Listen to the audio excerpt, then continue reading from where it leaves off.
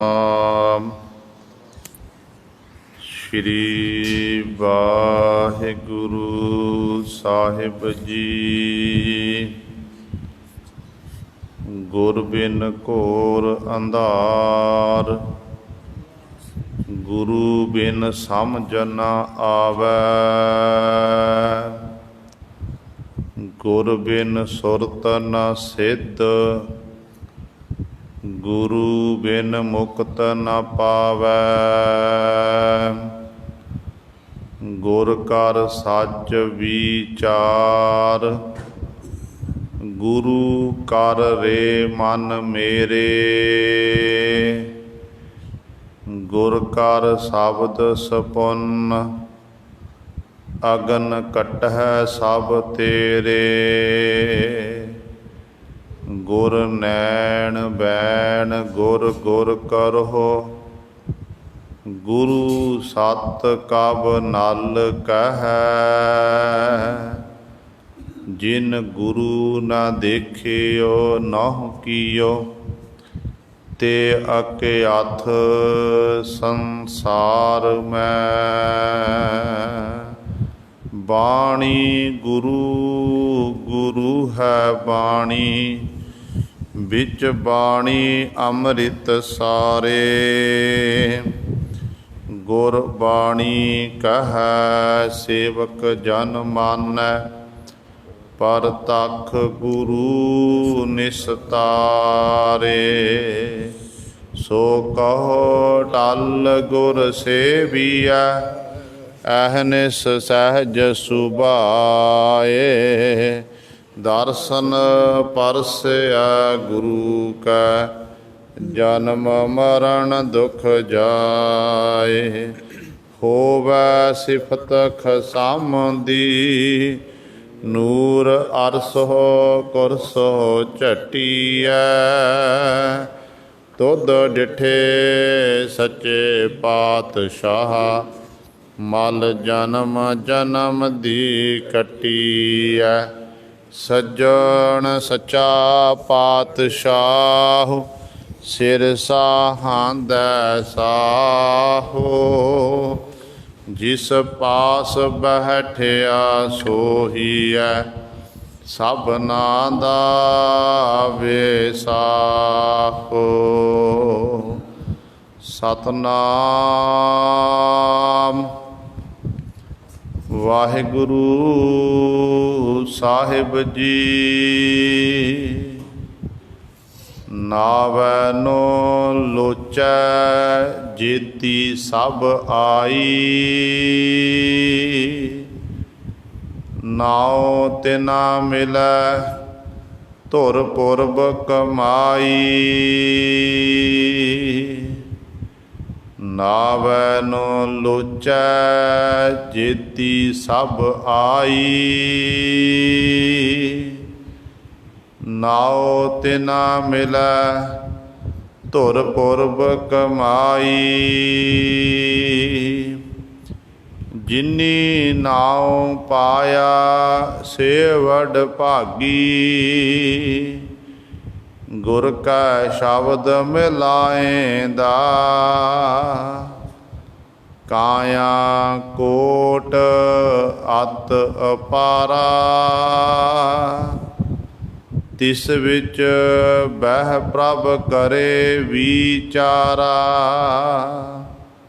ਸੱਚਾ ਨਿਆਉ ਸੱਚਾ ਸਚੋ ਵਾਪਾਰਾ, ਨਿਹਚਲ ਵਾਸਾ ਪਾਏਂਦਾ। ਅੰਤਰ ਘਰ ਬੰਕੇ ਥਾਨ ਸੁਹਾਇਆ, ਗੁਰਮੁਖ ਵਿਰਲੈ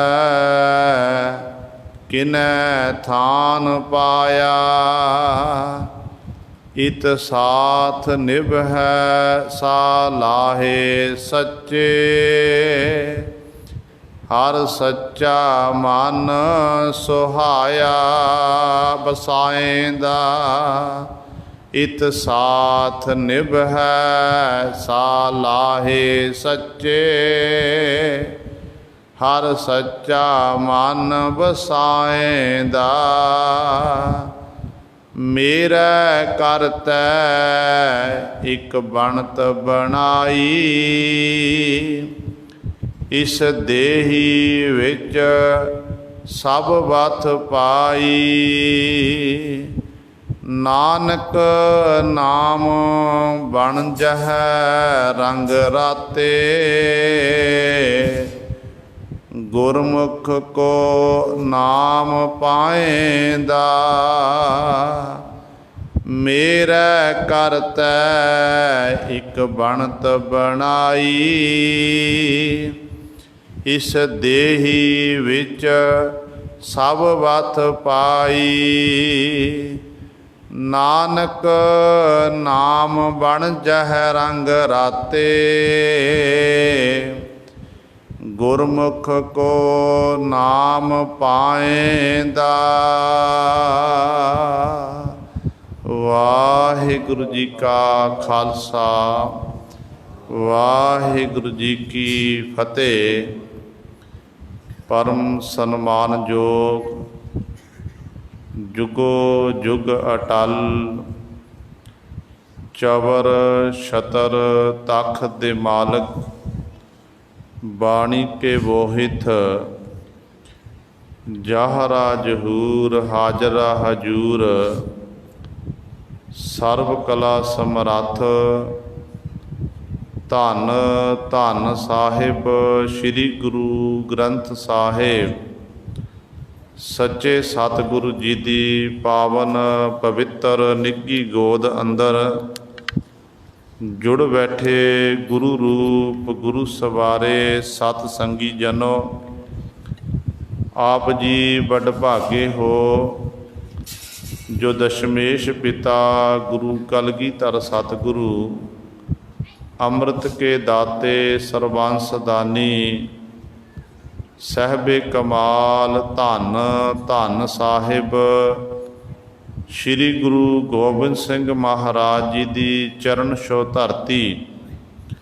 महान पवित्र अस्थान गुरुद्वारा मंजी साहिब आलमगीर विखे ਅੰਮ੍ਰਿਤ ਵੇਲੇ ਤੋਂ ਹਾਜ਼ਰੀਆਂ ਭਰ ਕੇ ਸਤ ਸੰਗਤ ਕਰਕੇ ਸਤਿਗੁਰੂ ਮਹਾਰਾਜ ਜੀ ਦੇ ਕਿਰਪਾ ਦੇ ਪਾਤਰ ਬਣ ਰਹੇ ਹਨ। ਸਤਿਗੁਰੂ ਮਹਾਰਾਜ ਜੀ ਪਾਸੋਂ ਖੁਸ਼ੀਆਂ ਖੇੜੇ ਸਾਨੂੰ ਨਸੀਬ ਹੋ ਰਹੇ ਹਨ, ਕਿਉਂਕਿ ਜਦੋਂ ਆਪਾਂ ਸਤਿਗੁਰੂ ਮਹਾਰਾਜ ਦੀ ਚਰਨ ਸ਼ਰਨ ਵਿੱਚ ਆਈਏ ਤੇ ਗੁਰੂ ਸਾਹਿਬਾਨ ਜੀ ਫਿਰ ਬਖਸ਼ਾਂ ਕਰਦੇ ਹਨ। ਭਾਈ ਸਾਹਿਬ ਭਾਈ ਗੁਰਦਾਸ ਦੇ ਬਚਨ ਪੜ੍ਹਦੇ ਹਾਂ। ਭਾਈ ਗੁਰਦਾਸ ਜੀ ਬਚਨ ਕਰਦੇ ਨੇ ਕਿ ਚਰਨ ਸ਼ਰਨ ਗੁਰ ਏਕ ਪੈਂਡਾ ਜਾਏ ਚੱਲ, ਸਤਿਗੁਰ ਕੋਟ ਪੈਂਡਾ ਆਗੈ ਹੋਏ ਲੇਤ ਹੈ। ਏਕ ਬਾਰ ਸਤਿਗੁਰ ਮੰਤਰ ਸਿਮਰਨ ਮਾਤਰ, ਸਿਮਰਨ ਤਾਹੇ ਬਾਰੰਬਾਰ ਗੁਰ ਹੇਤ ਹੈ। ਸੋ ਭਾਈ ਗੁਰਦਾਸ ਜੀ ਕਹਿੰਦੇ ਨੇ ਕਿ ਸਿੱਖਾ ਇੱਕ ਪੈਂਡਾ ਤੋਂ ਗੁਰੂ ਵੱਲ ਤੈਅ ਕਰਨਾ ਕਰ।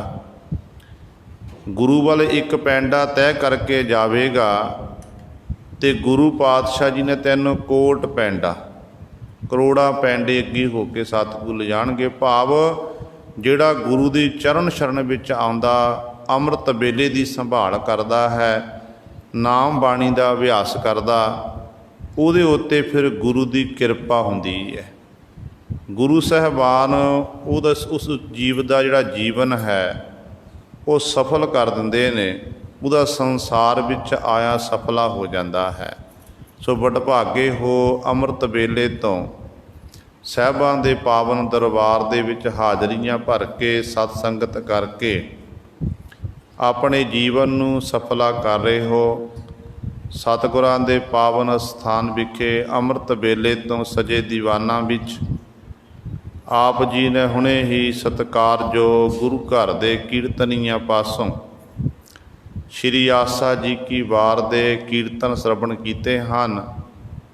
ਸੋ ਆਓ ਗੁਰੂ ਸਵਾਰਿਓ, ਸਮਾਂ ਹੈ ਜੋ ਚੱਲ ਰਹੀ ਲੜੀਵਾਰ ਗੁਰਬਾਣੀ ਦੀ ਕਥਾ ਮਾਰੂ ਰਾਗ ਦੇ ਵਿੱਚੋਂ ਆਪ ਸੰਗਤਾਂ ਸ਼ਰਵਣ ਕਰਦੀਆਂ ਆ ਰਹੀਆਂ ਹਨ।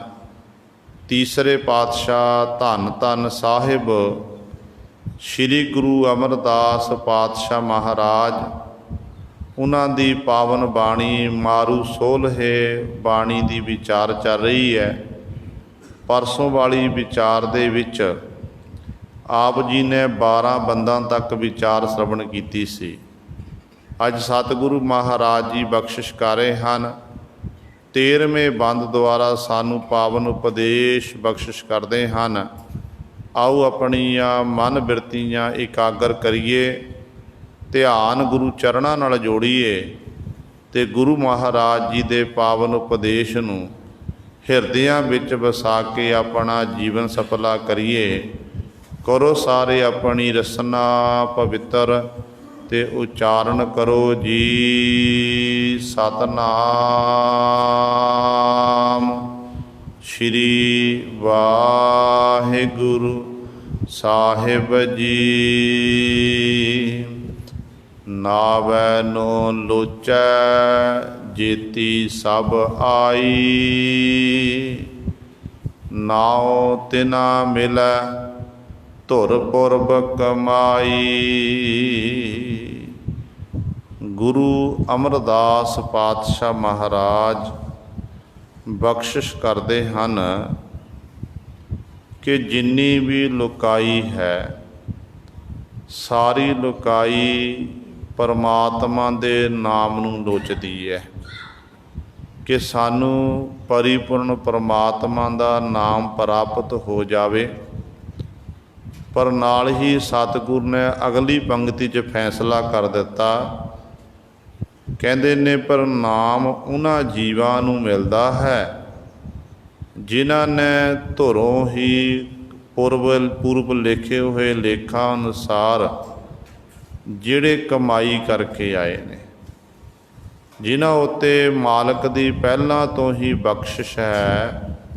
ਅਸਲ ਵਿੱਚ ਫਿਰ ਉਹੀ ਸੰਸਾਰ ਵਿੱਚ ਆ ਕੇ ਨਾਮ ਜਪਦੇ ਨੇ, ਬੰਦਗੀ ਕਰਦੇ ਹਨ।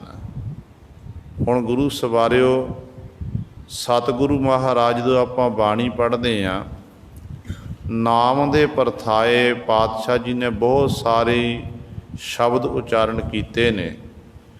ਜਦੋਂ ਪਿਆਰੇ ਦੇ ਮਨ ਦੇ ਵਿੱਚ ਆਪਣੇ ਪਿਆਰੇ ਪ੍ਰਭੂ ਨੂੰ ਮਿਲਣ ਦੀ ਤਾਂਘ ਪੈਦਾ ਹੁੰਦੀ ਹੈ ਨਾ, ਫਿਰ ਉਹ ਪਿਆਰਾ ਦਿਨ ਰਾਤ ਉਸ ਮਾਲਕ ਨੂੰ ਚੇਤੇ ਕਰਦਾ ਹੈ। ਸਾਸ ਗਰਾਸ ਦੁਆਰਾ ਪ੍ਰਭੂ ਪਰਮਾਤਮਾ ਦੇ ਗੁਣਾਂ ਦਾ ਗਾਇਨ ਕਰਦਾ ਅਤੇ ਪ੍ਰਭੂ ਦੇ ਗੁਣ ਗਾਇਨ ਕਰਦਿਆਂ ਹੋਇਆਂ ਪ੍ਰਭੂ ਪਰਮਾਤਮਾ ਵਿੱਚ ਹੀ ਅਭੇਦ ਹੋ ਜਾਂਦਾ ਹੈ। ਕਦੇ ਵੀ ਆਪਣੀ ਰਸਨਾ ਨੂੰ ਅਜਾਈ ਨਹੀਂ ਜਾਣ ਦਿੰਦਾ, ਰਸਨਾ ਦੇ ਰਾਹੀਂ ਉਸ ਵਾਹਿਗੁਰੂ ਨੂੰ ਚੇਤੇ ਕਰਦਾ ਹੈ। ਜਿਵੇਂ ਸਾਨੂੰ ਸਤਿਗੁਰੂ ਜੀ ਦਾ ਜਦੋਂ ਨਾਮ ਅਭਿਆਸੀ ਸਿਮਰਨ ਕਰਦਾ ਹੈ, ਉਹਦੇ ਅੰਦਰ ਫਿਰ ਤਾਂਘ ਪੈਦਾ ਹੁੰਦੀ ਹੈ ਕਿ ਮੈਂ ਪਿਆਰੇ ਦੇ ਦੀਦਾਰ ਕਰਾਂ, ਦਰਸ਼ਨ ਕਰਾਂ, ਮੈਨੂੰ ਮੇਰੇ ਮਾਲਕ ਦੇ ਦਰਸ਼ਨ ਹੋ ਜਾਣ। ਪਰ ਸਤਿਗੁਰੂ ਕਹਿੰਦੇ ਨੇ ਉਹਦੀ ਅਵਸਥਾ ਕਿਹੋ ਜਿਹੀ ਹੋ ਜਾਂਦੀ ਹੈ। ਭਗਤ ਸਾਹਿਬਾਨ ਜੀ ਦਾ ਵਚਨ ਹੈ, ਕਹਿੰਦੇ ਦੋਏ ਦੋਏ ਲੋਚਨ ਪੇਖਾਂ ਹੋ ਹਰ ਬਿਨ ਔਰ ਨਾ ਦੇਖਾਂ, ਨੈਣ ਰਹੇ ਰੰਗ ਲਾਈ ਅਬ ਬੇਗਲ ਕਹਿ ਨਾ ਜਾਏ। ਹਮਾਰਾ ਭਰਮ ਗਿਆ ਭੋ ਭਾਗਾ, ਜਬ ਰਾਮ ਨਾਮ ਚਿੱਤ ਲਾਗਾ। ਕਿ ਜਦੋਂ ਸਾਡਾ ਚਿੱਤ ਉਸ ਹਰਮੰਤੀ ਰਾਮ ਦੇ ਵਿੱਚ ਲਾਗੇ ਆ, ਪਰਮੇਸ਼ਰ ਦੇ ਵਿੱਚ ਲਾਗੇ ਆ, ਕਹਿੰਦੇ ਉਦੋਂ ਸਾਡਾ ਭਰਮ ਦੂਰ ਹੋ ਗਿਆ। ਜਦੋਂ ਭਰਮ ਦੂਰ ਹੋਇਆ ਫਿਰ ਸਮਝ ਕੀ ਆਈ ਹੈ? ਹਮਾਰਾ ਭਰਮ ਗਿਆ ਭੋ ਭਾਗਾ, ਜਬ ਰਾਮ ਨਾਮ ਚਿੱਤ ਲਾਗਾ। ਸਮਝ ਕੀ ਆਈ ਹੈ? ਕਹਿੰਦੇ ਬਾਜੀਗਰ ਡੰਕ ਬਜਾਈ, ਸਭ ਖਲਕ ਤਮਾਸ਼ੇ ਆਈ। ਬਾਜੀਗਰ ਸਵਾਂਗ ਸਕੇਲਾ, ਆਪਣਾ ਰੰਗ ਰਵੈ ਅਕੇਲਾ। ਕਹਿੰਦੇ ਜਦੋਂ ਹਿਰਦੇ ਭਰਮ ਬਿਲਕੁਲ ਖਤਮ ਹੋ ਗਿਆ ਮਨ ਦੇ ਵਿੱਚੋਂ, ਫਿਰ ਇਹ ਸਮਝ ਆਈ ਕਿ ਪਰਮੇਸ਼ਰ ਰੂਪੀ ਬਾਜੀਗਰ ਨੇ ਇਹ ਸੰਸਾਰ ਕਹਿੰਦੇ ਇਹ ਸਿਰਜਣਾ ਕੀਤਾ ਖੇਡ ਖੇਡਣ ਦੇ ਲਈ। ਜੀਵਾਂ ਪਾਸੋਂ ਖੇਡਾਂ ਖਿਡਾ ਰਿਹਾ, ਕਿਸੇ ਪਾਸੋਂ ਚੰਗੇ ਕਰਮ ਕਰਾ ਰਿਹਾ, ਕਿਸੇ ਪਾਸੋਂ ਨਾਮ ਬਾਣੀ ਦਾ ਅਭਿਆਸ ਕਰਵਾ ਰਿਹਾ ਹੈ। ਇਹ ਸਾਰੀਆਂ ਖੇਡਾਂ ਪ੍ਰਮਾਤਮਾ ਦੀਆਂ ਨੇ। ਕਈਆਂ ਪਾਸੋਂ ਸਾਰੀ ਜ਼ਿੰਦਗੀ ਚੋਰੀ ਠੱਗੀ ਇਤਿਆਦਿਕ ਮਾੜੇ ਕੰਮ ਹੀ ਕਰਵਾ ਰਿਹਾ ਹੈ। ਕਹਿੰਦੇ ਖੇਡਾਂ ਪ੍ਰਮਾਤਮਾ ਦੀਆਂ। ਕਹਿੰਦੇ ਇਸ ਤਰ੍ਹਾਂ ਉਹ ਵਾਹਿਗੁਰੂ ਨੇ ਜੀਵ ਪੈਦਾ ਕਰ ਦਿੱਤੇ ਅਤੇ ਜੀਵਾਂ ਪਾਸੋਂ ਖੇਡਾਂ ਖਿਡਾ ਰਿਹਾ ਅਤੇ ਆਪਣੇ ਰੰਗ ਵਿੱਚ ਆਪਣੇ ਰੰਗ ਰਵੈ ਅਕੇਲਾ, ਅਤੇ ਵਾਹਿਗੁਰੂ ਆਪਣੇ ਰੰਗ ਇਕੱਲਾ ਹੀ ਬੈਠਾ ਹੋਇਆ ਹੈ, ਦੇਖ ਰਿਹਾ ਤਮਾਸ਼ੇ ਨੂੰ। ਅਤੇ ਇਸ ਤਰ੍ਹਾਂ ਜਦੋਂ ਪਿਆਰਿਆਂ ਦੇ ਮਨ ਵਿੱਚ ਤਾਂਘ ਪੈਦਾ ਹੁੰਦੀ ਹੈ, ਜਗਿਆਸੂ ਦੇ ਮਨ ਪਿਆਰੇ ਨੂੰ ਮਿਲਣ ਦੀ, ਅਤੇ ਪਿਆਰਾ ਫਿਰ ਸਾਰੀਆਂ ਥਾਵਾਂ 'ਤੇ ਉਸ ਮਾਲਕ ਨੂੰ ਲੱਭਦਾ ਹੈ। ਪੰਜਵੇਂ ਗੁਰਦੇਵ ਧੰਨ ਗੁਰੂ ਅਰਜਨ ਦੇਵ ਮਹਾਰਾਜ ਦੇ ਆਪਾਂ ਬਚਨ ਪੜ੍ਹਦੇ ਹਾਂ 12 ਤੇ ਵਧੀਕ ਨਾਮੇ ਬਾਣੀ ਵਿੱਚ। 12 ਤੇ ਵਧੀਕ ਬਾਣੀ ਵਿੱਚ ਸਤਿਗੁਰੂ ਕਹਿੰਦੇ ਨੇ ਕਿ ਖੰਭ ਬਿਕੰਦੜੇ ਜੇ ਲਾਹਾਂ, ਘਿੰਨਾ ਸਾਵੀ ਤੋਲ, ਤਨ ਜੜਾਈ ਆਪਣੈ, ਲਾਹਾਂ ਸੋ ਸੱਜਣ ਟੋਲ। ਕਹਿੰਦੇ ਜੇਕਰ ਮੈਨੂੰ ਬਾਜ਼ਾਰ ਦੇ ਵਿੱਚ ਉਹ ਖੰਭ ਉਹ ਪੰਖ ਮਿਲਦੇ ਹੋਣ, ਜਿਨ੍ਹਾਂ ਪੰਖਾਂ ਨੂੰ ਜਿਨ੍ਹਾਂ ਖੰਭਾਂ ਨੂੰ ਮੈਂ ਆਪਣੇ ਸਰੀਰ ਨਾਲ ਮੜ ਕੇ ਸਰੀਰ ਨਾਲ ਜੋੜ ਕੇ ਉਡਾਰੀ ਮਾਰਾਂ ਅਤੇ ਆਕਾਸ਼ ਵਿੱਚ ਵਿਚਰਨਾ ਕਰਾਂ। ਜੇ ਪੰਛੀ ਲੰਬੀ ਉਡਾਰੀ ਮਾਰਦਾ ਆਕਾਸ਼ ਵਿੱਚ ਪਹੁੰਚ ਜਾਂਦਾ ਹੈ, ਇਸੇ ਤਰ੍ਹਾਂ ਵੀ ਮੈਂ ਵੀ ਉਡਾਰੀ ਮਾਰ ਕੇ ਪਰਮਾਤਮਾ ਨੂੰ ਥਾਵਾਂ ਥਾਵਾਂ 'ਤੇ ਲੱਭਣਾ ਕਰਾਂ, ਅਤੇ ਜਿੱਥੇ ਮੈਨੂੰ ਮੇਰਾ ਸਾਹਿਬ ਮੇਰਾ ਮਾਲਕ ਮਿਲ ਜਾਵੇ ਉਦੋਂ ਤੱਕ ਮੈਂ ਲੱਭਦਾ ਰਹਾਂਗਾ ਅਤੇ ਮੇਰੇ ਮਨ ਨੂੰ ਟਿਕਾ ਨਹੀਂ ਆਵੇਗਾ। ਪਰ ਗੁਰੂ ਸਵਾਰੇ ਗੱਲ ਇਹ ਹੈ, ਇਹ ਖੰਭ ਬਾਜ਼ਾਰ ਵਿੱਚੋਂ ਨਹੀਂ ਮਿਲਦੇ। ਜਿਹੜੇ ਖੰਭਾਂ ਦੀ ਸਤਿਗੁਰੂ ਜੀ ਨੇ ਗੱਲ ਕੀਤੀ ਹੈ ਨਾ ਕਿ ਖੰਭ ਬਿਕੰਦੜੇ ਜੇ ਲਾਹਾਂ, ਘਿੰਨਾ ਸਾਵੀ ਤੋਲ, ਤਨ ਜੜਾਈ ਆਪਣੇ ਲਾਹਾਂ ਸੋ ਸੱਜਣ ਟੋਲ। ਕਹਿੰਦੇ ਆਪਣੇ ਸੱਜਣ ਨੂੰ ਲੱਭਣਾ ਕਰਾਂ। ਇਹ ਵੀ ਖੰਭ ਜਿਹੜੇ ਨੇ ਇਹ ਖੰਭ ਮਿਲਣੇ ਨੇ ਸਾਨੂੰ ਸਤਿਗੁਰੂ ਦੀ ਹਜ਼ੂਰੀ ਵਿੱਚ ਆ ਕੇ, ਸਾਹਿਬਾਂ ਦੀ ਹਜ਼ੂਰੀ ਵਿੱਚ ਆ ਕੇ। ਜਦੋਂ ਸਾਹਿਬਾਂ ਦੀ ਬਾਣੀ ਨੂੰ ਆਪਾਂ ਪੜ੍ਹਾਂਗੇ, ਬਾਣੀ ਨੂੰ ਸੁਣਾਂਗੇ ਨਾ, ਬਾਣੀ ਦੇ ਵਿੱਚੋਂ ਹੀ ਆਤਮਿਕ ਸੁਰਤੀ ਦੀ ਉਡਾਰੀ ਵੱਜਣੀ ਹੈ। ਸਰੀਰ ਨਹੀਂ ਉੱਡ ਸਕਦਾ। ਆਤਮਿਕ ਤੌਰ 'ਤੇ ਜੀਵਨ ਦੀ ਅਵਸਥਾ ਉੱਚੀ ਬਣੇਗੀ। ਜਿਉਂ-ਜਿਉਂ ਨਾਮ ਬਾਣੀ ਦਾ ਅਭਿਆਸ ਕਰਦਾ ਜਾਵੇਗਾ, ਤਿਉਂ-ਤਿਉਂ ਗੁਰੂ ਸਵਾਰਿਓ ਫਿਰ ਜੀਵ ਦੀ ਜਿਹੜੀ ਅਵਸਥਾ ਹੈ ਉੱਚੀ ਬਣਦੀ ਜਾਵੇਗੀ, ਅਤੇ ਲੰਮੀ ਉਡਾਰੀ ਫਿਰ ਉਹ ਜੀਵ ਮਾਰ ਸਕਦਾ ਹੈ, ਪਹੁੰਚ ਲੰਬੀ ਹੋ ਜਾਵੇਗੀ। ਗੱਲ ਤਾਂ ਸੁਰਤੀ ਦੀ ਹੈ। ਜਿੱਥੇ ਵੀ ਜਿਹੋ ਜਿਹੀ ਜੀਵ ਦੀ ਸੁਰਤੀ ਹੁੰਦੀ ਹੈ ਉਹਦੇ ਮੁਤਾਬਕ ਜੀਵ ਅੱਗੋਂ ਉੱਤਰ ਦਿੰਦਾ ਹੈ। ਜਿੱਥੋਂ ਤੱਕ ਮੇਰੀ ਸੁਰਤੀ ਹੈ ਮੈਂ ਉੱਥੋਂ ਤੱਕ ਉੱਤਰ ਦਵੇਗਾ। ਜਿੱਥੇ ਤੁਹਾਡੀ ਸੁਰਤੀ, ਤੁਸੀਂ ਆਪਣੀ ਸੁਰਤੀ ਮੁਤਾਬਕ ਵਿਚਾਰ ਦੇ ਸਕਦੇ ਨੇ ਕਿ ਭਾਈ ਆਹ ਵਿਚਾਰ ਹੈ। ਹਰ ਇੱਕ ਮਨੁੱਖ ਦੀ ਆਪਣੀ ਆਪਣੀ ਬੁੱਧੀ ਹੈ। ਗੁਰਬਾਣੀ ਦਾ ਫਰਮਾਨ ਹੈ, ਪਾਤਸ਼ਾਹ ਕਹਿੰਦੇ ਨੇ ਆਪ ਆਪਣੀ ਬੁੱਧ ਹੈ ਜੇਤੀ, ਵਰਨਤ ਭਿੰਨ ਭਿੰਨ ਤੋਹੇ ਤੇਤੀ। ਫਿਰ ਨਾਲ ਹੀ ਧੰਨ ਗੁਰੂ ਗੋਬਿੰਦ ਸਿੰਘ ਮਹਾਰਾਜ ਜੀਵਨ ਦੀ ਆਪਾਂ ਗੱਲ ਕਰੀਏ। ਧੰਨ ਗੁਰੂ ਗੋਬਿੰਦ ਸਿੰਘ ਮਹਾਰਾਜ ਨਦੀ ਦੇ ਕਿਨਾਰੇ 'ਤੇ ਵਿਚਰਦੇ ਹੋਏ ਜਾ ਰਹੇ ਨੇ। ਸਤਿਗੁਰੂ ਮਹਾਰਾਜ ਨੇ ਖੇਡ ਵਰਤਾਈ। ਕਹਿੰਦੇ ਨੇ ਇੱਕ ਪੱਥਰ ਚੁੱਕਿਆ, ਪੱਥਰ ਨੂੰ ਚੁੱਕ ਕੇ ਵਗਾ ਕੇ ਨਦੀ ਸੁੱਟ ਦਿੱਤਾ, ਅਤੇ ਨਾਲ ਦੇ ਸਿੰਘਾਂ ਨੂੰ ਪਾਤਸ਼ਾਹ ਪੁੱਛਦੇ ਨੇ, ਕਹਿੰਦੇ ਇਹ ਪੱਥਰ ਡੁੱਬਿਆ ਕਿਉਂ ਹੈ? ਅਤੇ ਸਿੰਘ ਕਹਿਣ ਲੱਗਿਆ, ਪਾਤਸ਼ਾਹ ਜੀ ਪੱਥਰ ਭਾਰਾ ਹੈ, ਪਾਣੀ ਜਿਹੜਾ ਹੈ ਤਰਲ ਹੈ, ਪਾਣੀ ਦਾ ਕੰਮ ਡੁੱਬਣਾ ਅਤੇ ਪੱਥਰ ਭਾਰਾ ਹੋਣ ਕਰਕੇ ਡੁੱਬ ਗਿਆ। ਕਲਗੀਧਰ ਪਾਤਸ਼ਾਹ ਫਿਰ ਮੁਸਕਰਾਏ। ਥੋੜ੍ਹੇ ਕਦਮ ਪਾਤਸ਼ਾਹ ਜੀ ਅੱਗੇ ਗਏ ਨੇ।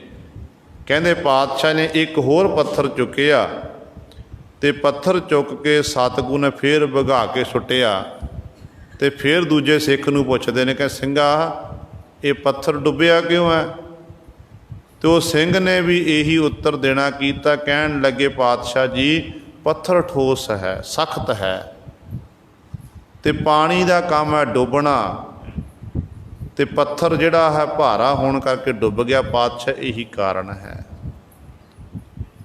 ਕਲਗੀਧਰ ਪਾਤਸ਼ਾਹ ਮਹਾਰਾਜ ਚੁੱਪ ਰਹੇ। ਮੁਸਕਰਾਉਂਦੇ ਹੋਏ ਸਤਿਗੁਰੂ ਜੀ ਨੇ 10 ਕੁ ਕਦਮ ਅੱਗੇ ਜਾਣਾ ਕੀਤਾ। ਰਾਹ ਵਿੱਚ ਇੱਕ ਪੱਥਰ ਹੋਰ ਪਿਆ ਸੀ। ਉਹ ਛੋਟਾ ਜਿਹਾ ਪੱਥਰ ਪਾਤਸ਼ਾਹ ਨੇ ਚੁੱਕਿਆ, ਵਗਾ ਕੇ ਨਦੀ ਸੁੱਟਣਾ ਕੀਤਾ। ਅਤੇ ਆ ਸਤਿਗੁਰੂ ਕਲਗੀਧਰ ਪਾਤਸ਼ਾਹ ਦੁਆਰਾ ਪੁੱਛਦੇ ਨੇ। ਹੁਣ ਪੁੱਛਣ ਵਾਲਾ ਜਿਹਨੂੰ ਪੁੱਛ ਰਹੇ ਨੇ ਉਹ ਹੈ ਸੁਰਤੀ ਕਰਕੇ ਉਡਾਰੀ ਮਾਰਨ ਵਾਲਾ। ਉਹ ਆਤਮ ਅਵਸਥਾ ਕਰਕੇ ਉੱਚੀ ਸੁਰਤੀ ਤੱਕ ਪਹੁੰਚ ਗਿਆ ਹੈ।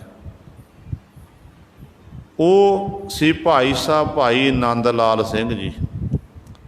ਭਾਈ ਨੰਦ ਲਾਲ ਸਿੰਘ ਨੂੰ ਪੁੱਛਣ ਲੱਗੇ, ਕਹਿਣ ਲੱਗੇ ਕਲਗੀਧਰ ਪਾਤਸ਼ਾਹ ਨੰਦ ਲਾਲ, ਇਹ ਪੱਥਰ ਕਿਉਂ ਡੁੱਬਿਆ? ਕਹਿੰਦੇ ਜਦੋਂ ਸਤਿਗੁਰੂ ਨੇ ਇਹ ਬਚਨ ਕੀਤੇ, ਭਾਈ ਨੰਦ ਲਾਲ ਜੀ ਦੇ ਨੇਤਰਾਂ ਵਿੱਚ ਹੰਝੂ ਡਿੱਗਣ ਲੱਗ ਪਏ। ਬਰਾਗ ਦੇ ਵਿੱਚ ਆਏ ਅਤੇ ਬਰਾਗ ਦੇ ਵਿੱਚ ਆ ਕੇ ਆਖਣ ਲੱਗੇ ਕਿ ਪਾਤਸ਼ਾਹ ਮੈਨੂੰ ਤਾਂ ਕੋਈ ਪੱਥਰ ਦਿਖਾਈ ਨਹੀਂ ਦਿੱਤਾ। ਪਹਿਲਾ ਉੱਤਰ ਭਾਈ ਨੰਦ ਲਾਲ ਜੀ ਦਾ। ਸਤਿਗੁਰੂ ਕਹਿਣ ਲੱਗੇ ਕੀ ਕਹਿ ਰਿਹਾ? ਕਹਿਣ ਲੱਗਿਆ ਹਾਂ ਸਤਿਗੁਰੂ ਮੈਨੂੰ ਕੋਈ ਪੱਥਰ ਦਿਖਾਈ ਨਹੀਂ ਦਿੱਤਾ। ਮੈਨੂੰ ਤਾਂ ਇੰਨਾ ਪਤਾ ਹੈ ਕਿ ਹਿੰਦੂ ਲੋਕ ਪੱਥਰ ਦੀਆਂ ਮੂਰਤੀਆਂ ਬਣਾ ਕੇ ਦਿਉਰਿਆਂ ਵਿੱਚ ਟਿਕਾਉਂਦੇ ਨੇ ਅਤੇ ਪੱਥਰ ਦੀ ਪੂਜਾ ਕਰਦੇ ਹਨ। ਮੁਸਲਮਾਨ ਜਿਹੜੇ ਲੋਕ ਨੇ ਆਪਣੇ ਮਜ਼ਹਬ ਮੁਤਾਬਕ ਮਸੀਤ ਤਿਆਰ ਕਰਦੇ ਨੇ ਅਤੇ ਮਸੀਤ ਨੂੰ ਪੂਜਾ ਕਰਦੇ ਨੇ, ਮਸੀਤ ਵਿੱਚ ਜਾ ਕੇ ਬੈਠਦੇ ਨੇ। ਕਲਗੀਧਰ ਪਾਤਸ਼ਾਹ ਮੈਨੂੰ ਕੋਈ ਪੱਥਰ ਦਿਖਾਈ ਨਹੀਂ ਦਿੱਤਾ। ਮੈਨੂੰ ਤਾਂ ਇਸ ਗੱਲ ਦੀ ਸਮਝ ਆਈ ਹੈ ਕਿ ਸਤਿਗੁਰੂ ਜਿਹੜਾ ਤੁਹਾਡੇ ਹੱਥੋਂ ਛੁੱਟ ਗਿਆ ਫਿਰ ਉਹ ਡੁੱਬ ਜਾਂਦਾ ਹੈ, ਕਦੇ ਤਰ ਨਹੀਂ ਸਕਦਾ ਹੈ। ਭਾਈ ਸਾਹਿਬ ਭਾਈ ਨੰਦ ਲਾਲ ਦੇ ਇਹ ਬਚਨ ਸੁਣੇ। ਕਲਗੀਆਂ ਵਾਲੇ ਪਾਤਸ਼ਾਹ ਮਹਾਰਾਜ ਨੇ ਘੁੱਟ ਕੇ ਗੱਲ ਬੱਕੜੀ ਵਿੱਚ ਲੈ ਲਿਆ। ਕਹਿਣ ਲੱਗੇ ਇਹ ਹੈ ਭਾਈ ਜਿਹਦੀ ਜਿੱਥੋਂ ਤੱਕ ਸੁਰਤੀ ਪਹੁੰਚੀ ਹੈ ਉਹਦੇ ਮੁਤਾਬਕ ਅੱਗੇ ਉੱਤਰ ਦੇਣਾ ਕੀਤਾ। ਜਿਹੜੇ ਦੂਜੇ ਸਿੱਖਾਂ ਦੀ ਸੁਰਤੀ ਸੀ ਉਹ ਵੀ ਸਿੱਖ ਸ਼ਰਧਾ ਭਾਵਨਾ ਵਾਲੇ ਗੁਰੂ ਪਾਤਸ਼ਾਹ ਦੀ ਸੰਗਤ ਕਰਨੀ ਹੈ। ਮੈਂ ਸੋਚਦਾ ਕਿ ਸਤਿਗੁਰੂ ਕਲਗੀਧਰ ਪਾਤਸ਼ਾਹ ਦੇ ਜਿਸ ਪੱਥਰ ਨੂੰ ਹੱਥ ਲੱਗੇ ਹੋਣ, ਜਿਹੜਾ ਪੱਥਰ ਪਾਤਸ਼ਾਹ ਨੇ ਆਪਣੇ ਹੱਥਾਂ ਨਾਲ ਚੁੱਕਿਆ ਹੋਵੇ, ਨਦੀ ਸੁੱਟਿਆ ਹੋਵੇ, ਅਸਲ ਵਿੱਚ ਉਹ ਪੱਥਰ ਵੀ ਪਵਿੱਤਰ ਹੋ ਗਿਆ, ਗੁਰੂ ਸਵਾਰਿਆ। ਕਲਗੀਆਂ ਵਾਲੇ ਦੀ ਪਾਤਸ਼ਾਹ ਦੇ ਕਰ ਕਮਲ ਲੱਗਣੇ, ਜਿੱਥੇ ਸਤਿਗੁਰੂ ਦੇ ਚਰਨ ਪੈਣੇ, ਉਹ ਧਰਤੀ ਪਵਿੱਤਰ ਹੁੰਦੀ ਹੈ ਕਿ ਉਹ ਪੱਥਰ ਪਵਿੱਤਰ ਨਹੀਂ ਹੋਵੇਗਾ। ਅਵਸਥਾ ਹੈ ਹਰ ਇੱਕ ਜੀਵ ਦੀ, ਜਿੱਥੋਂ ਤੱਕ ਕਿਸੇ ਦੀ ਅਵਸਥਾ ਹੁੰਦੀ ਹੈ ਉਹਦੇ ਮੁਤਾਬਕ ਅੱਗੇ ਸੰਸਾਰ ਦੇ ਲੋਕਾਂ ਨੂੰ ਉਹ ਵਿਚਾਰ ਦੇ ਸਕਦਾ ਹੈ। ਹੁਣ ਭਾਈ ਨੰਦ ਲਾਲ ਜੀ ਉੱਚੀ ਅਵਸਥਾ ਵਾਲੇ ਸਨ, ਉਹਦੇ ਮੁਤਾਬਕ ਭਾਈ ਨੰਦ ਲਾਲ ਜੀ ਨੇ ਉੱਤਰ ਦੇਣਾ ਕੀਤਾ, ਜਿਸ ਕਰਕੇ ਗੁਰੂ ਸਰ ਸਤਿਗੁਰੂ ਕਲਗੀਧਰ ਪਾਤਸ਼ਾਹ ਦੇ ਹੋਰ ਪ੍ਰਸੰਨਤਾ ਦੇ ਉਹ ਪਾਤਰ ਬਣੇ ਨੇ। ਸੋ ਇਸੇ ਤਰ੍ਹਾਂ ਹੀ ਇਹ ਜਿਹੜਾ ਪ੍ਰਣਾਮ ਬਾਣੀ ਦਾ ਅਭਿਆਸ ਕਰਨ ਦੇ ਨਾਲ ਹੀ ਜਿਹੜੀ ਇਹ ਸੁਰਤੀ ਹੈ ਉੱਚੀ ਹੁੰਦੀ ਹੈ। ਅਤੇ ਸਤਿਗੁਰੂ ਕਹਿੰਦੇ ਪਰ ਇਹ ਜਿਹੜਾ ਨਾਮ ਹੈ, ਇਹ ਨਾਮ ਹਰ ਇੱਕ ਜੀਵ ਨੂੰ ਨਹੀਂ ਮਿਲਦਾ। ਨਾਵੈ ਨੋ ਲੋਚੈ ਜੇਤੀ ਸਭ ਆਈ, ਜਿੰਨੀ ਵੀ ਲੁਕਾਈ ਹੈ ਇਹ ਸਾਰੀ ਪਰਮੇਸ਼ਰ ਦੇ ਨਾਮ ਨੂੰ ਲੋਚਦੀ ਹੈ। ਪਰ ਨਾਉ ਤਿਨਾ ਮਿਲੈ, ਨਾਉ ਉਹਨਾਂ ਨੂੰ ਮਿਲਦਾ ਜਿਨ ਨਾਉ ਤਿਨਾ ਮਿਲੈ ਧੁਰ ਪੁਰਬ ਕਮਾਈ, ਜਿਨ੍ਹਾਂ ਨੇ ਧੁਰੋਂ ਪੂਰਬ ਲਿਖੇ ਹੋਏ ਲੇਖਾਂ ਅਨੁਸਾਰ ਕਮਾਈ ਕੀਤੀ ਹੋਈ ਹੈ, ਉਹਨਾਂ ਨੂੰ ਕਹਿੰਦੇ ਫਿਰ ਪਰਮੇਸ਼ਰ ਦਾ ਨਾਮ ਮਿਲਦਾ। ਉਹ ਵਾਹਿਗੁਰੂ ਦਾ ਨਾਮ ਪ੍ਰਾਪਤ ਕਰਕੇ ਅਤੇ ਇਸ ਤਰ੍ਹਾਂ ਸਾਸ ਗਰਾਸ ਦਾ ਉਸ ਮਾਲਕ ਦਾ ਜਸ ਕਰਦੇ ਹਨ, ਵਡਿਆਈ ਕਰਦੇ ਹਨ। ਜਿਨੀ ਨਾਉ ਪਾਇਆ ਸੇ ਵਡ ਭਾਗੀ, ਗੁਰ ਕੈ ਸ਼ਬਦ ਮਿਲਾਏਂਦਾ। ਅਗਲਾ ਸਵਾਲ ਹੁਣ ਸਤਿਗੁਰੂ ਮਹਾਰਾਜ ਨੂੰ ਕੀਤਾ ਕਿ ਪਾਤਸ਼ਾਹ ਜੀ ਵਡਭਾਗੀ ਪੁਰਸ਼ ਕੌਣ ਹੈ? ਅਤੇ ਗੁਰੂ ਪਾਤਸ਼ਾਹ ਜੀ ਉੱਤਰ ਦਿੰਦੇ ਨੇ, ਕਹਿੰਦੇ ਜਿਨ੍ਹਾਂ ਨੂੰ ਪਰਮੇਸ਼ਰ ਦਾ ਨਾਮ ਪ੍ਰਾਪਤ ਹੋ ਜਾਵੇ। ਜਿਨ੍ਹਾਂ ਨੇ ਨਾਮ ਨੂੰ ਪ੍ਰਾਪਤ ਕਰ ਲਿਆ, ਅਸਲ ਵਿੱਚ ਉਹ ਵਡਭਾਗੀ ਪੁਰਸ਼ ਹਨ। ਉਹ ਗੁਰੂ ਦੇ ਸ਼ਬਦ ਦਾ ਅਭਿਆਸ ਕਰਦੇ ਹਨ, ਸ਼ਬਦ ਦੇ ਰਾਹੀਂ ਹੀ ਫਿਰ ਉਹਨਾਂ ਦਾ ਮਿਲਾਪ ਉਸ ਪਰਮੇਸ਼ਰ ਨਾਲ ਹੁੰਦਾ ਹੈ। ਕਿਉਂਕਿ ਨਾਮ ਮਿਲਣਾ ਕਿੱਥੋਂ ਹੈ? ਨਾਮ ਮਿਲਣਾ ਸਾਨੂੰ ਗੁਰੂ ਪਾਸੋਂ। ਦੇਖੋ ਖਾਲਸੇ ਪੰਥ ਦਾ ਸਾਜਨਾ ਦਿਵਸ ਕੱਲ੍ਹ ਨੂੰ ਆ ਰਿਹਾ ਹੈ। ਹਰ ਸਾਲ ਵਿਸਾਖੀ ਆਉਂਦੀ ਹੈ, ਆਪਾਂ ਰੌਣਕ ਮੇਲੇ ਦੇਖ ਕੇ ਆਪਣੇ ਆਪਣੇ ਘਰਾਂ ਨੂੰ ਚਲੇ ਜਾਂਦੇ ਨੇ। ਹਰ ਸਾਲ ਵਿਸਾਖੀ ਆਉਣੀ ਹੈ, ਸਮਾਂ ਲੰਘਦਾ ਜਾ ਰਿਹਾ ਹੈ, ਰਹਿੰਦੀ ਦੁਨੀਆ ਤੱਕ ਇਹ ਖਾਲਸਾ ਸਾਜਨਾ ਦਿਵਸ ਮਨਾਇਆ ਜਾਵੇਗਾ। ਪਰ ਇੱਕ ਬੇਨਤੀ ਕਰਦੇ ਹਾਂ, ਜ਼ਿੰਦਗੀ ਦਾ ਕੋਈ ਭਰੋਸਾ ਨਹੀਂ ਕਦੋਂ ਜ਼ਿੰਦਗੀ ਸਮਾਪਤ ਹੋ ਜਾਣੀ। ਜਿਨ੍ਹਾਂ ਦੇ ਜੇ ਆਪਾਂ ਚਾਹੁੰਦੇ ਹਾਂ ਕਿ ਆਪਾਂ ਗੁਰੂ ਪਾਸੋਂ ਨਾਮ ਦੀ ਦਾਤ ਲੈਣੀ, ਆਪਣੇ ਜੀਵਨ ਨੂੰ ਸਫਲਾ ਕਰਨਾ ਹੈ, ਤੇ ਖੰਡੇ ਬਾਟੇ ਦਾ ਅੰਮ੍ਰਿਤ ਜ਼ਰੂਰ ਛਕੋ। ਸਮਾਂ ਨਹੀਂ ਵਾਰ-ਵਾਰ ਮਿਲਣਾ। ਜੇ ਮਨੁੱਖ ਇਹ ਸੋਚੇ, ਕਈ ਵਾਰੀ ਸਾਨੂੰ ਕਹਿੰਦੇ ਕਿ ਬਾਬੇ ਤਾਂ ਐਵੇਂ ਬੋਲੀ ਜਾ ਰਹੇ ਨੇ, ਅੰਮ੍ਰਿਤ ਸਾਡੀ ਮਰਜ਼ੀ ਨਾ ਛਕੀਏ, ਛਕੀ ਸਾਡੀ ਮਰਜ਼ੀ। ਹਾਂ, ਇਹ ਮਰਜ਼ੀ ਤੁਹਾਡੀ ਹੈ, ਪਰ ਜਿਹੜਾ ਅੰਮ੍ਰਿਤ ਛਕਣਾ ਜ਼ਰੂਰੀ ਕਿਉਂ ਹੈ?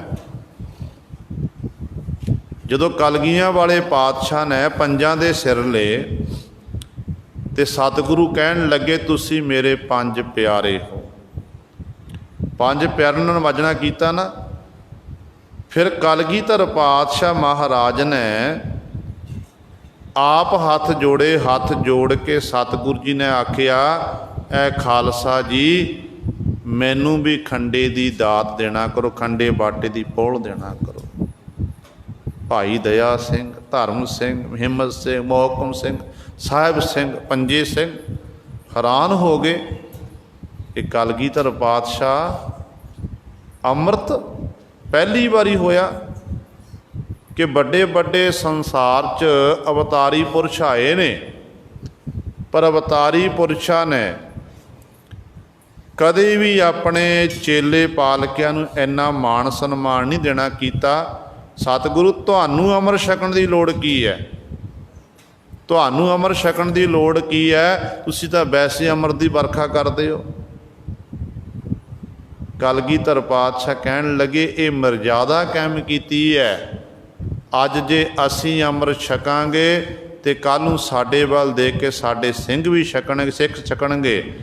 ਜੇ ਇਕੱਲਾ ਤੁਹਾਨੂੰ ਅੰਮ੍ਰਿਤ ਛਕਾ ਦਿੱਤਾ ਤੇ ਮੈਂ ਨਹੀਂ ਛਕਣਾ ਕੀਤਾ ਤੇ ਇਹ ਲੋਕ ਕਹਿਣਗੇ ਸਾਰੇ ਇਹ ਗੁਰੂ ਨੇ ਆਪ ਤਾਂ ਛਕਿਆ ਨਹੀਂ, ਸਾਨੂੰ ਕੀ ਲੋੜ ਹੈ ਛਕਣ ਦੀ। ਗੁਰੂ ਕਲਗੀਧਰ ਪਾਤਸ਼ਾਹ ਨੇ ਅੰਮ੍ਰਿਤ ਛਕਿਆ, ਇਸ ਕਰਕੇ ਅੰਮ੍ਰਿਤ ਛਕਣਾ ਜ਼ਰੂਰੀ ਹੈ, ਗੁਰੂ ਦਾ ਹੁਕਮ ਹੈ। ਜਿਹਨੇ ਗੁਰੂ ਕਲਗੀਧਰ ਪਾਤਸ਼ਾਹ ਮਹਾਰਾਜ ਦੀਆਂ ਖੁਸ਼ੀਆਂ ਪ੍ਰਾਪਤ ਕਰਨੀਆਂ ਹਨ ਤੇ ਉਹਦੇ ਲਈ ਫਿਰ ਇਹ ਖੰਡੇ ਬਾਟੇ ਦੀ ਪਹੁਲ ਲੈਣੀ ਜ਼ਰੂਰੀ ਹੈ। ਜ਼ਿੰਦਗੀ ਪਤਾ ਨਹੀਂ ਕਦੋਂ ਕਿਸ ਮੋੜ 'ਤੇ ਜਾ ਕੇ ਖਤਮ ਹੋ ਜਾਣੀ ਹੈ, ਕੋਈ ਵਿਸਾਹ ਨਹੀਂ ਹੈ ਜ਼ਿੰਦਗੀ ਦਾ। ਜਦੋਂ ਆਪਾਂ ਸੰਸਾਰ ਤੋਂ ਜਾਵਾਂਗੇ ਤੇ ਕਹਿਣ ਜੋਗੇ ਹੋਵਾਂਗੇ, ਹੇ ਗੁਰੂ ਕਲਗੀਧਰ ਪਾਤਸ਼ਾਹ ਜੀ ਮਾਤ ਲੋਕ 'ਚ ਗਏ ਸੀ ਤੇ ਮਾਤ ਲੋਕ ਜਾ ਕੇ ਅਸੀਂ ਖੰਡੇ ਬਾਟੇ ਦੀ ਪੋਲ ਛਕਣਾ ਕੀਤੀ ਹੈ। ਇਸ ਕਰਕੇ ਜ਼ਰੂਰੀ ਹੈ ਅੰਮ੍ਰਿਤ ਛਕ ਕੇ ਹੀ ਸਾਡਾ ਜੀਵਨ ਸਫਲਾ ਹੋਣਾ ਹੈ। ਤੇ ਗੁਰੂ ਪਾਤਸ਼ਾਹ ਜੀ ਬਚਨ ਕਰਦੇ ਹਨ, ਕਹਿੰਦੇ ਭਾਈ ਜਿਹੜਾ ਜਿਸ ਜੀਵ ਉੱਤੇ ਮਾਲਕ ਦੀ ਕਿਰਪਾ ਹੁੰਦੀ ਹੈ ਨਾ, ਜਿਨ੍ਹਾਂ ਨੇ ਪਰਮੇਸ਼ਰ ਦੇ ਨਾਮ ਨੂੰ ਪ੍ਰਾਪਤ ਕਰ ਲਿਆ, ਉਹ ਫਿਰ ਵਡਭਾਗੀ ਬਣ ਗਏ। 'ਚ ਵੱਡਪੁਣਾ ਖਤਮ ਹੋ ਗਿਆ, ਹੰਕਾਰ ਖਤਮ ਹੋ ਗਿਆ, ਨਿਮਾਣੇ ਹੋ ਗਏ। ਗੁਰ ਕੈ ਸ਼ਬਦ ਮਿਲਾਏ ਦਾ, ਉਹ ਗੁਰੂ ਦੇ ਸ਼ਬਦ ਨਾਲ ਜੁੜੇ ਨੇ। ਤੇ ਗੁਰੂ ਦਾ ਸ਼ਬਦ ਇੱਕ ਐਸਾ ਹੈ ਜਿਹੜਾ ਜੀਵ ਨੂੰ ਉਸ ਪਰਮੇਸ਼ਰ ਨਾਲ ਮਿਲਾਉਣ ਵਾਲਾ ਹੈ। ਕਾਇਆ ਕੋਟ ਅਤ ਅਪਾਰਾ, ਤਿਸ ਵਿੱਚ ਬਹਿ ਪ੍ਰਭ ਕਰੇ ਵਿਚਾਰਾ। ਹੁਣ ਅਗਲਾ ਸਵਾਲ ਧੰਨ ਗੁਰੂ ਅਮਰਦਾਸ ਪਾਤਸ਼ਾਹ ਨੂੰ ਕੀਤਾ। ਕਹਿਣ ਲੱਗੇ, ਪਾਤਸ਼ਾਹ ਜੀ ਜਿਸ ਪਰਮੇਸ਼ਰ ਦੇ ਬਾਬਤ ਆਪ ਜੀ ਦੱਸ ਰਹੇ ਹੋ ਕਿ ਨਾਮ ਜਪ ਕੇ ਜੀਵ ਦਾ ਪਾਰ ਉਤਾਰਾ ਹੋਣਾ ਹੈ, ਜੀਵ ਦਾ ਜੀਵਨ ਸਫਲਾ ਹੋਣਾ ਹੈ, ਅਸਲ ਵਿੱਚ ਉਹ ਪਰਮੇਸ਼ਰ ਰਹਿੰਦਾ ਕਿੱਥੇ ਹੈ? ਉਹਦਾ ਰਹਿਣ ਦਾ ਕੋਈ ਥਾਂ ਟਿਕਾਣਾ ਹੋਵੇਗਾ? ਜਿੰਨੇ ਵੀ ਸੰਸਾਰ ਵਿੱਚ ਮਨੁੱਖ ਨੇ, ਪਸ਼ੂ ਪੰਛੀ ਹਨ, ਇਹਨਾਂ ਸਾਰਿਆਂ ਦੇ ਆਪਣੇ ਆਪਣੇ ਟਿਕਾਣੇ ਬਣੇ ਨੇ। ਪੰਛੀਆਂ ਨੇ ਆਪਣੇ ਆਲ੍ਹਣੇ ਪਾਏ ਹੋਏ ਹਨ, ਅਤੇ ਇਸੇ ਤਰ੍ਹਾਂ ਹੀ ਮਨੁੱਖ ਨੇ ਆਪਣਾ ਘਰ-ਬਾਰ ਬਣਾਇਆ ਹੋਇਆ ਹੈ। ਕੋਈ ਨਾ ਕੋਈ ਹੀਲਾ ਵਸੀਲਾ ਕਰਕੇ ਮਨੁੱਖ ਆਪਣੇ ਜੀਵਨ ਨੂੰ ਬਤੀਤ ਕਰ ਰਿਹਾ ਹੈ। ਰਹਿੰਦੇ ਸਾਰੇ ਨੇ, ਕੋਈ ਨਾ ਕੋਈ ਥਾਂ ਤਾਂ ਰਹਿਣ ਵਾਸਤੇ ਹਰ ਇੱਕ ਮਨੁੱਖ ਦੀ ਹੈ। ਪਰ ਸਤਿਗੁਰੂ ਜੀ ਜਿਵੇਂ ਮਨੁੱਖ ਆਪਣੀਆਂ ਥਾਵਾਂ 'ਤੇ ਰਹਿ ਰਹੇ ਹਨ, ਅਤੇ ਪਰਮਾਤਮਾ ਕਿੱਥੇ ਰਹਿੰਦਾ ਹੈ, ਪਰਮਾਤਮਾ ਦਾ ਰਹਿਣ ਦਾ ਟਿਕਾਣਾ ਕਿਹੜਾ ਹੈ? ਅਤੇ ਸਤਿਗੁਰੂ ਮਹਾਰਾਜ ਕਹਿੰਦੇ ਨੇ ਪਰਮਾਤਮਾ ਦਾ ਰਹਿਣ ਦਾ ਟਿਕਾਣਾ ਹੈ ਮਨੁੱਖ ਦਾ ਹਿਰਦਾ। ਸਾਡਾ ਸਰੀਰ ਪੰਜ ਭੂਤਕ ਸਰੀਰ ਦੇ ਵਿੱਚ ਹੀ ਜੀਵ ਦਾ ਵਾਸਾ ਹੈ। ਇਸੇ ਪੰਜ ਭੂਤਕ ਸਰੀਰ ਦੇ ਵਿੱਚ ਮਨੁੱਖ ਦਾ ਵਾਸਾ ਹੈ। ਅਤੇ ਸਤਿਗੁਰੂ ਕਹਿੰਦੇ ਇਹ ਕਾਇਆ ਕੋਟ ਅਤ ਅਪਾਰਾ। ਜਿਹੜੀ ਕਾਇਆ ਸਾਡਾ ਸਰੀਰ ਹੈ ਨਾ, ਇੱਕ ਤਰ੍ਹਾਂ ਇਹ ਕੋਟ ਕਿਲੇ ਦੀ ਨਿਆਈ ਹੈ।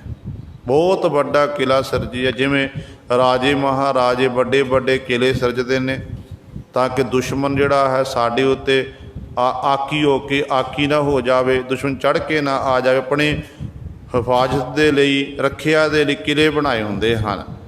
ਇਸੇ ਤਰ੍ਹਾਂ ਜੀਵ ਦੀ ਜਿੰਦ, ਜੀਵ ਦੇ ਲਈ ਰਹਿਣ ਲਈ ਪਰਮਾਤਮਾ ਨੇ ਇਹ ਕਿਲਾ ਸਿਰਜ ਦਿੱਤਾ, ਸਰੀਰ ਰੂਪੀ ਕਿਲਾ। ਅਤੇ ਇੰਨੇ ਸਾਹ ਗਿਣਤੀ ਦੇ ਪਾ ਦਿੱਤੇ ਕਿ ਇੰਨੇ ਸਾਹ ਤੈਂ ਲੈਣੇ ਜ਼ਿੰਦਗੀ 'ਚ।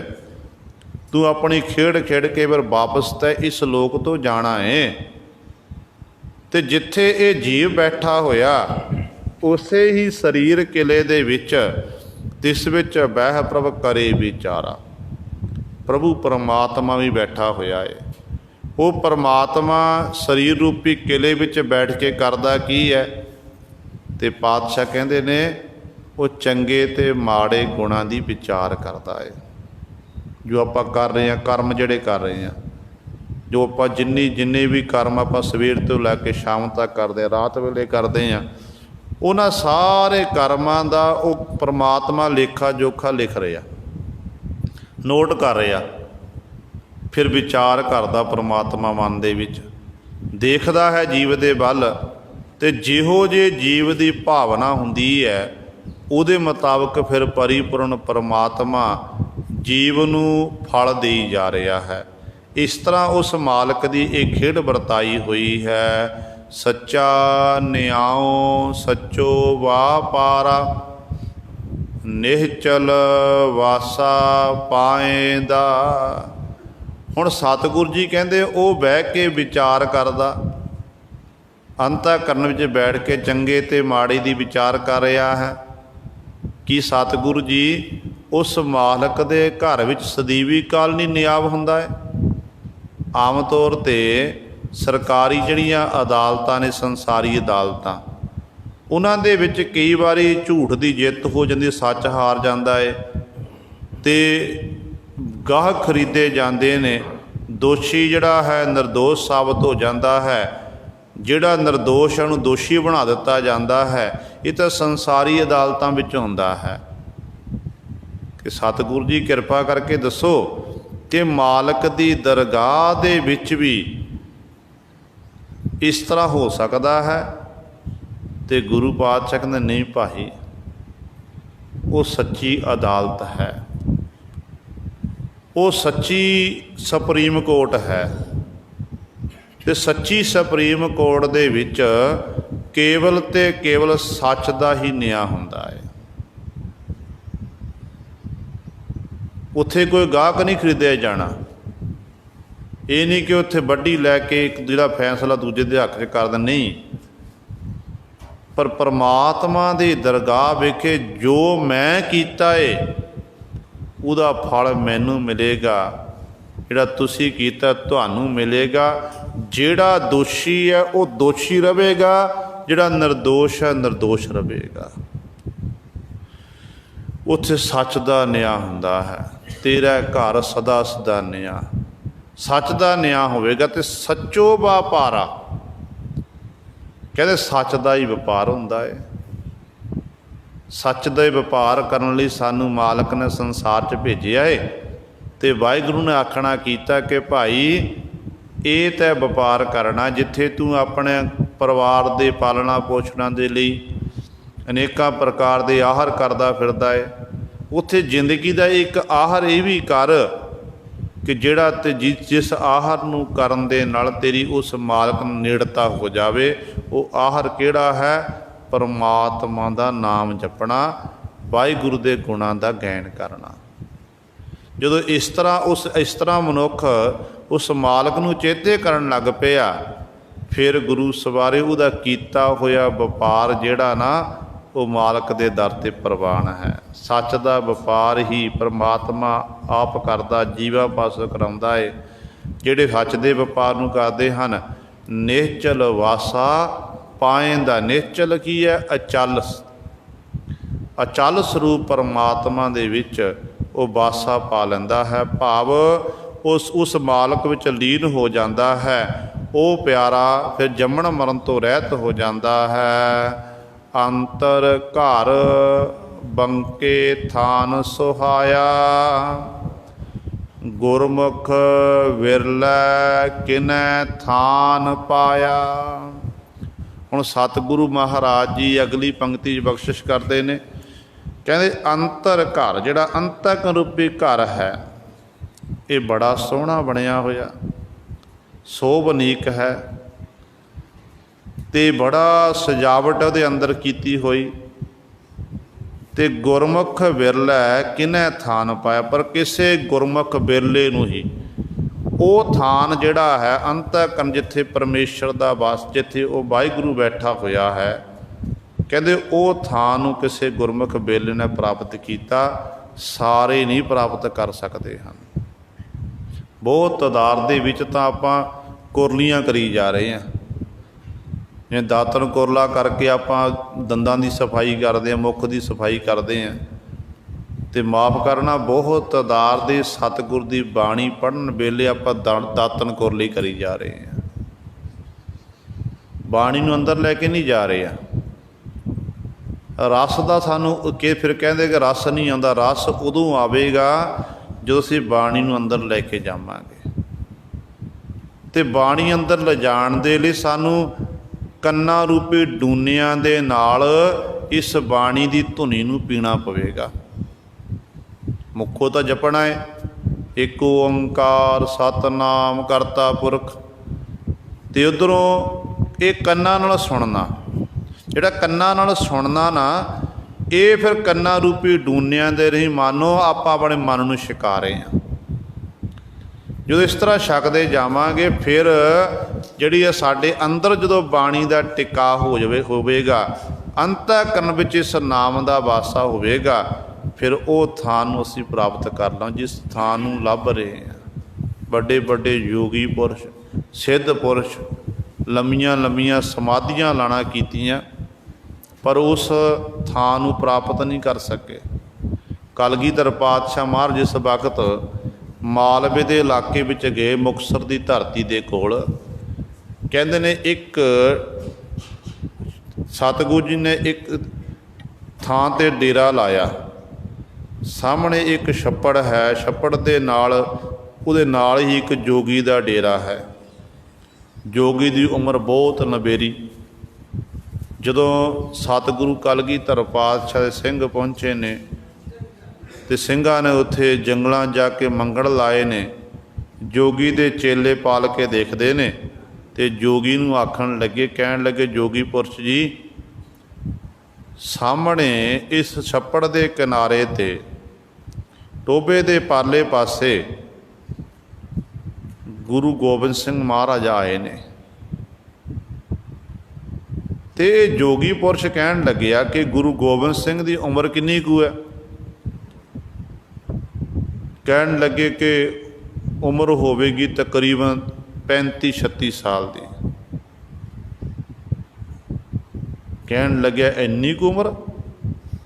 ਮੇਰੀ ਉਮਰ ਹਜ਼ਾਰਾਂ ਵਰ੍ਹੇ ਹੈ, ਹਜ਼ਾਰਾਂ ਵਰ੍ਹੇ ਉਮਰ ਮੈਨੂੰ ਪ੍ਰਾਪਤ ਹੋਈ ਹੈ, ਅਤੇ ਮੇਰੇ ਅੱਗੇ ਗੁਰੂ ਗੋਬਿੰਦ ਸਿੰਘ ਮਹਾਰਾਜ ਕੀ ਨੇ? ਕੁਝ ਵੀ ਨਹੀਂ ਹਨ।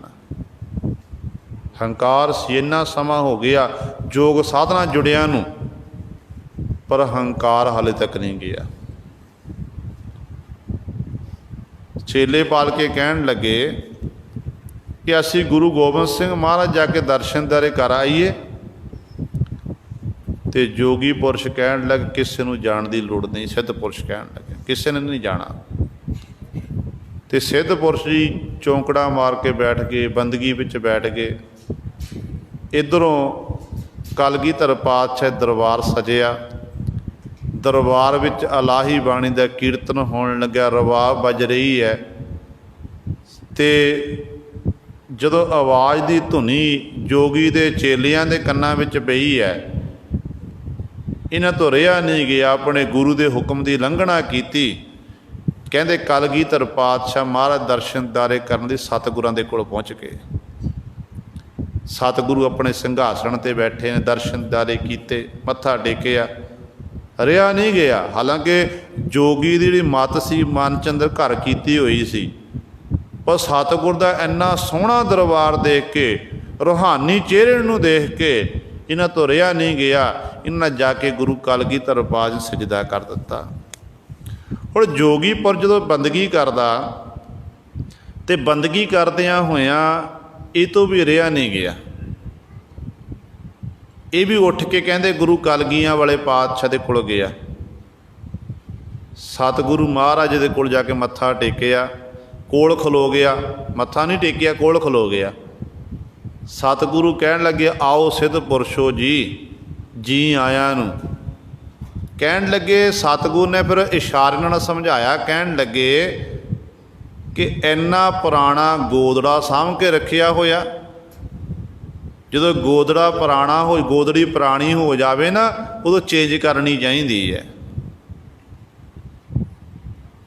ਇਸ਼ਾਰਾ ਸੀ, ਭਾਵ ਇੰਨੀ ਪੁਰਾਣੀ ਦੇਹੀ ਤੁਸੀਂ ਸਾਂਭ ਕੇ ਰੱਖੀ ਹੋਈ ਹੈ। ਸਵਾਸਾਂ ਰੂਪੀ ਪੂੰਜੀ ਨੂੰ ਦਸਵਾਂ ਦੁਆਰ ਚੜ੍ਹਾ ਲੈਂਦੇ ਨੇ।